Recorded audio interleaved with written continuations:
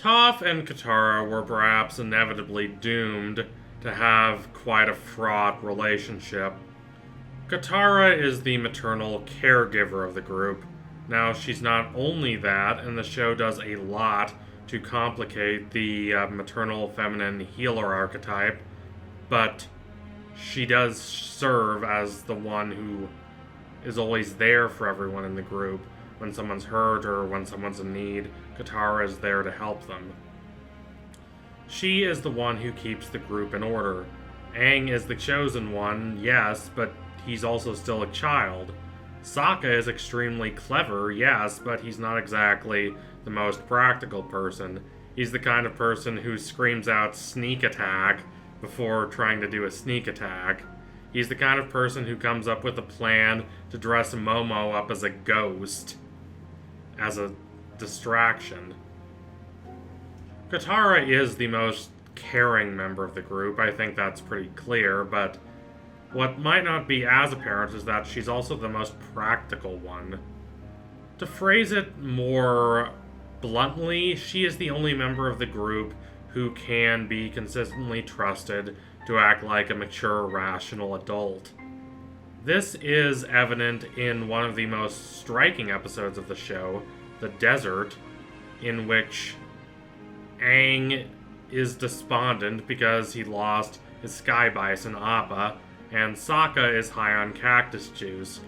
It is thus up to Katara to lead the group from the middle of the desert to safety and civilization, and to make sure they don't all die before they get there.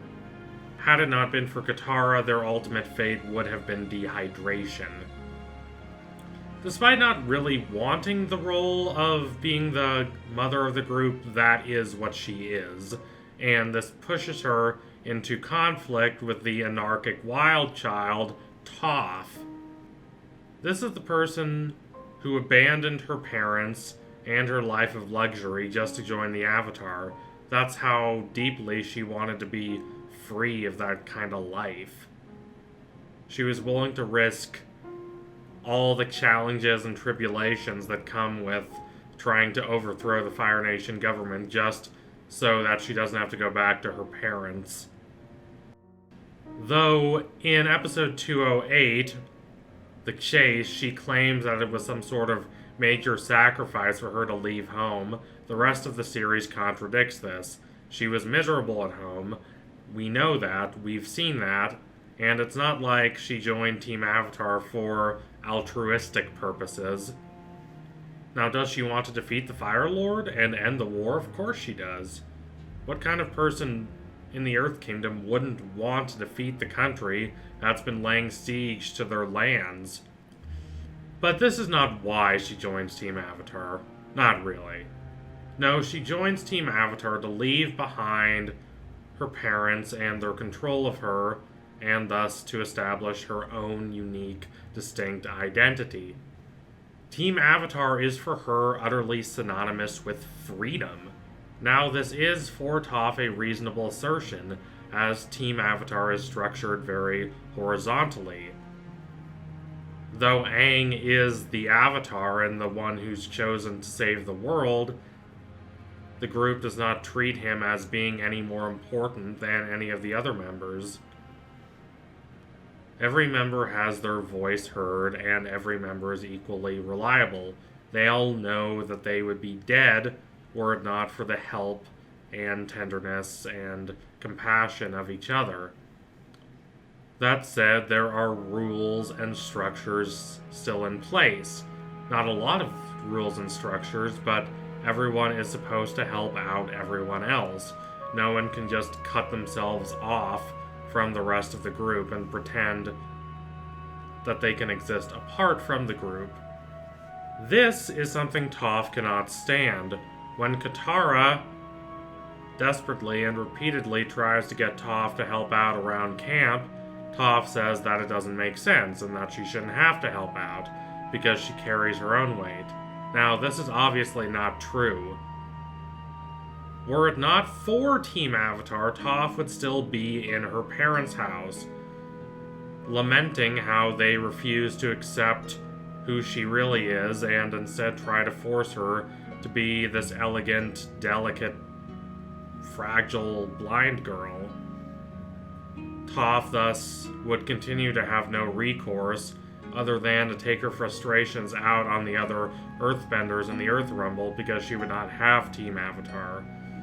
They saved her life, really. Not in the sense that she would have died, but in the sense that she didn't really seem like she valued the life she had. She didn't really seem like she thought it was worth living.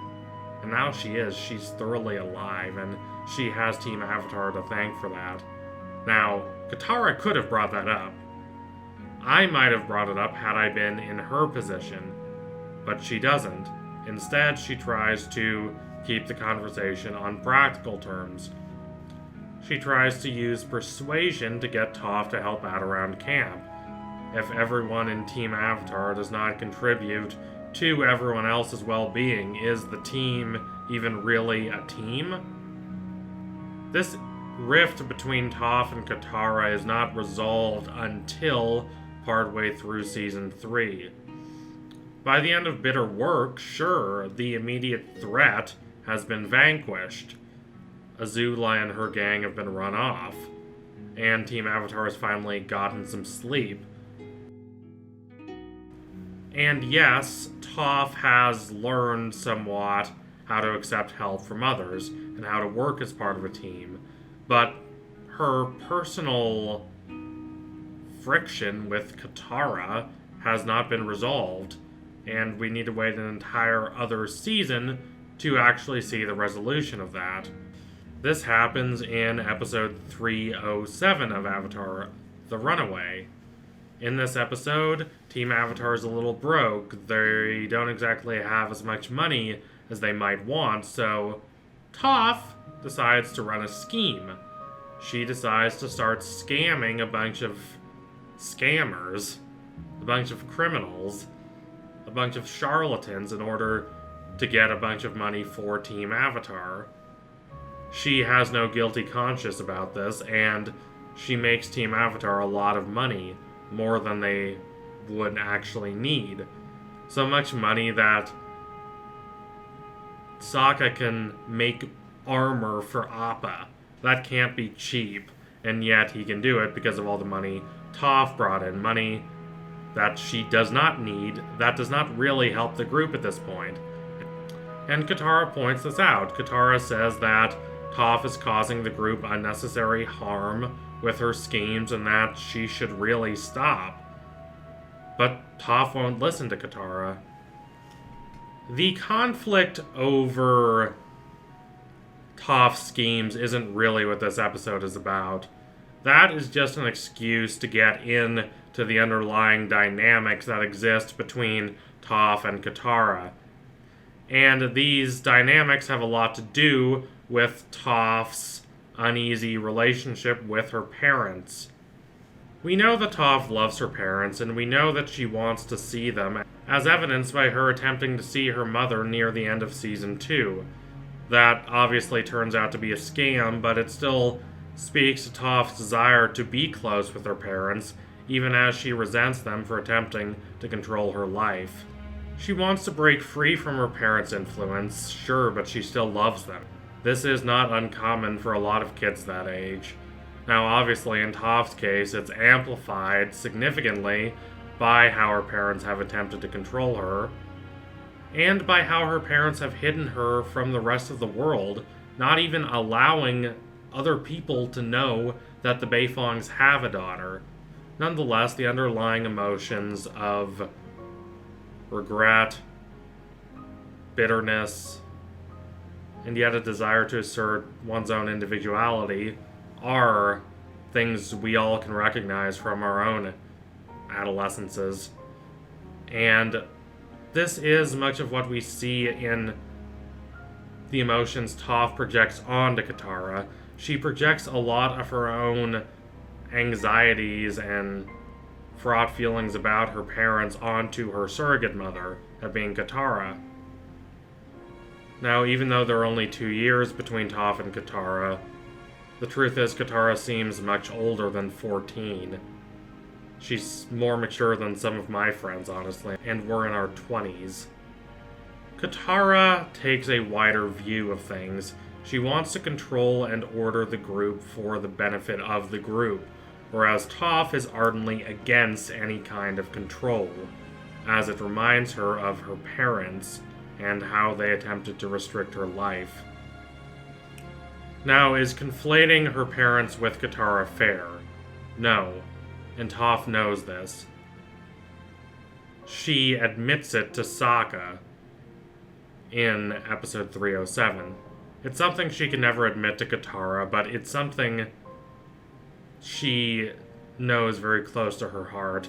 She knows that Katara does care about her, the real her, in a way that her parents didn't.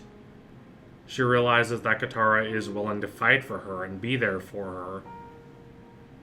And by the end of the episode, she starts to see Katara as a real person, and not just as this antagonistic force acting against Toph's own personal, id-driven desires. Katara isn't any more comfortable with this relationship than Toph is. When Toph accuses Katara of acting like the mother of the group, Katara honestly acts shocked and offended.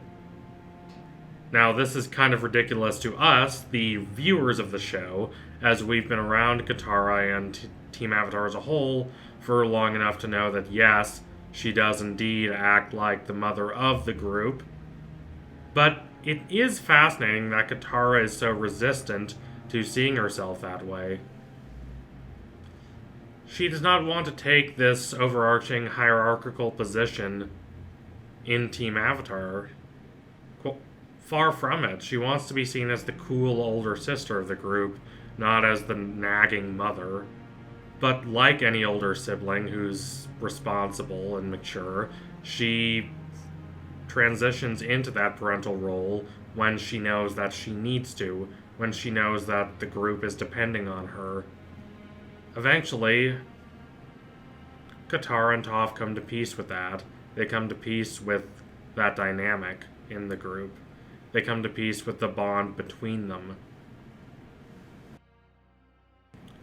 So thank you all for watching. If you liked what you saw today, don't forget to like and comment and subscribe. Donate to my Patreon if you can and you want to see more videos like this. Keep watching Avatar: The Last Airbender. It is a brilliant and thoughtful and challenging and very empathetic show, and it deserves every scrap of attention it has gotten. I really hope the live-action show, whenever it comes out, is good. I highly doubt it will be, but here's hoping. Anyway, tune in soon for my next analysis. It will be coming soon. That I can promise you. Thank you all again. Adios, comrades.